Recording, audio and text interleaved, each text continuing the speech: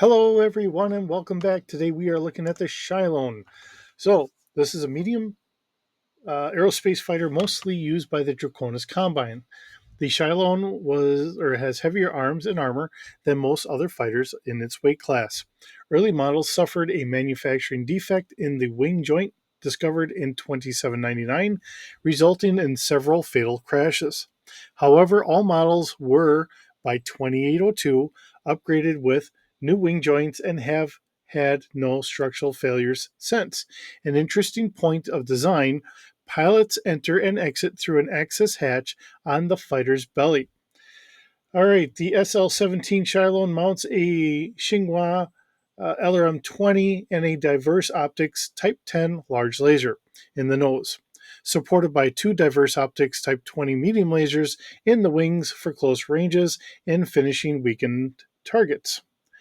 In case of another fighter finding itself behind the Shilone, a rear-facing NCK Thornbush SRM-4 launcher can dispatch the pursuer.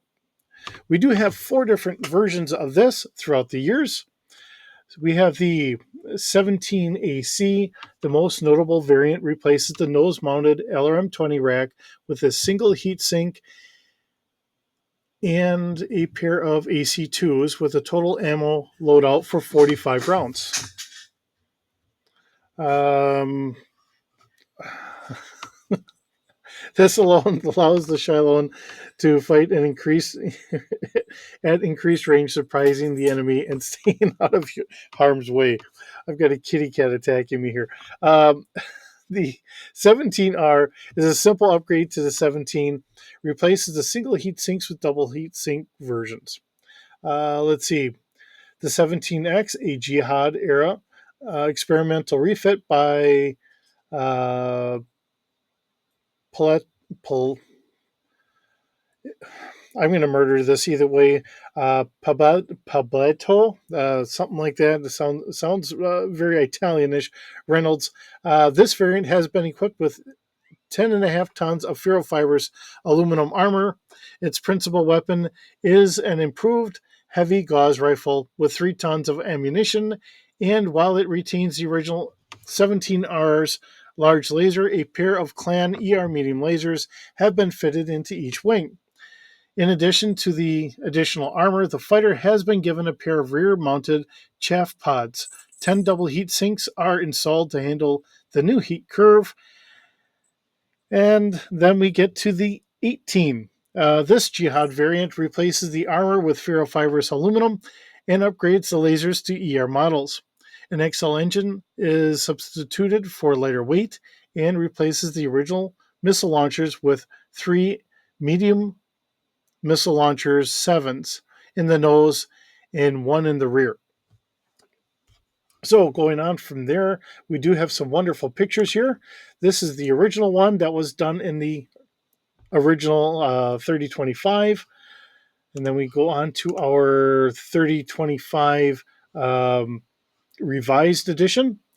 Still a nice looking, a nice clean picture of it. We have the fast pack version. Let's see, this was done for Force Pack Record Sheet Wave #2. So, kind of reimagined look at it. Looking at from my point of view, it looks like we have 4 medium lasers here, as well as the large laser. Come on, kitten, up or down? I'm sorry.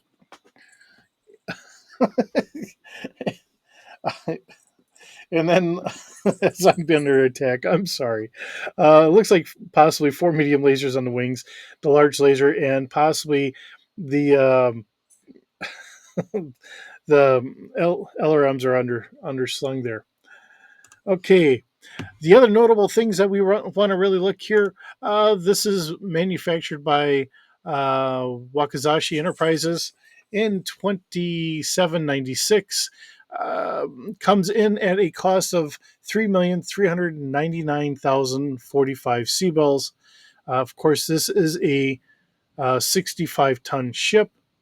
Let's see. That kind of rounds everything out for here. let's get into our stats and see what we have done.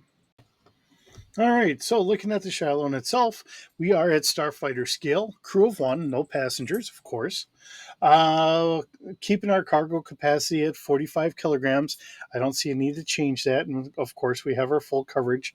I copied the cost over here, so we have the same cost at 3,399,045 Seabills. Our maneuverability is at a 2D plus 2.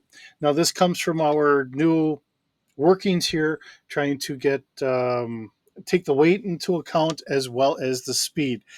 This does have a uh, overthrust speed of 9, which kind of helps balance out the weight here, which is why we get the 2D plus 2. Because of our overthrust, that does give us our space speed of 9. So atmospheric wise, we can go 1,150 kilometers an hour. We have a body strength of 5D and 194 armor points.